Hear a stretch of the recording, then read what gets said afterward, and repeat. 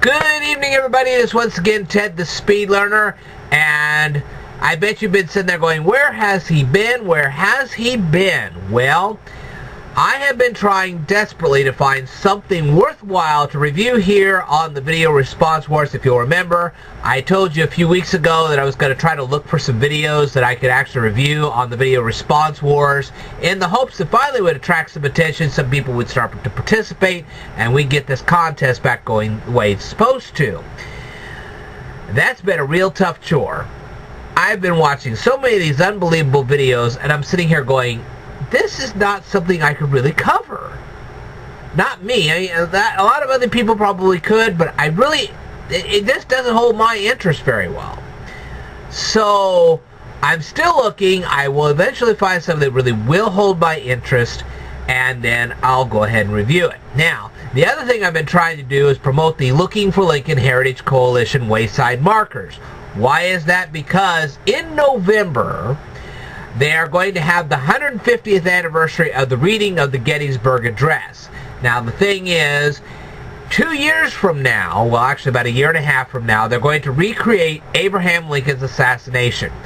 And that's because of the 150th anniversary of his assassination. And the thing is that they are making a replica train here in Illinois that they are actually going to ship to Washington, D.C. They're going to load it on the railroad tracks, and it's going to make the same journey as the original locomotive did from Washington, D.C. back to Springfield after Lincoln's assassination. And when it does arrive in Springfield, of course, I'm going to videotape it so you all can see. So that'll be in May of 2015. In the meantime, because I am the official winner of the Video Response Wars this week, I'm going to go ahead and give you a little bit of commentary. I got this email, and I'm going to go ahead and read this to you. It's from Dolame CK, and he informs me that overseas they don't get taught about American presidents.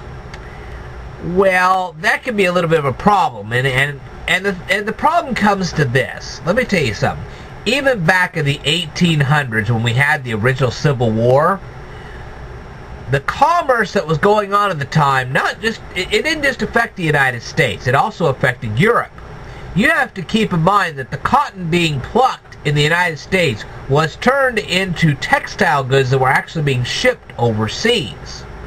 And we were actually growing crops here in the United States that were actually preserved and then sent overseas. So we were trading agriculture and we were trading textiles with Europe.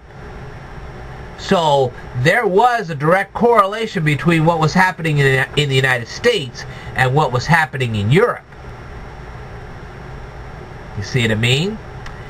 And so to understand what's going on in Europe, you also have to understand what's going on in the United States. Remember, the United States was once a British set of colonies. Okay? Great Britain once owned the United States. It wasn't until the Revolutionary War that we finally became an independent state. Up until then, we were owned by the British. And that affected Europe. And it still affected Europe even after the Revolutionary War, because now the Europeans are having to do fair trade with another country that used to be theirs. See what I mean?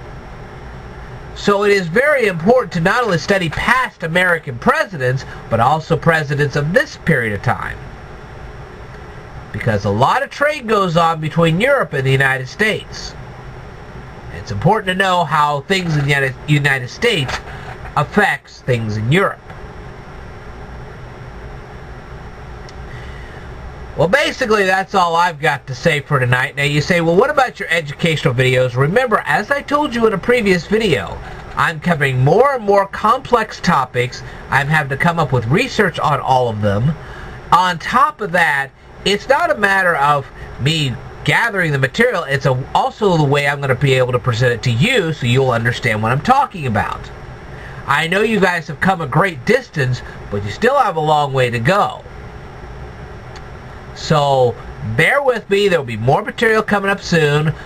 I will tell you more in a future video. Stay tuned.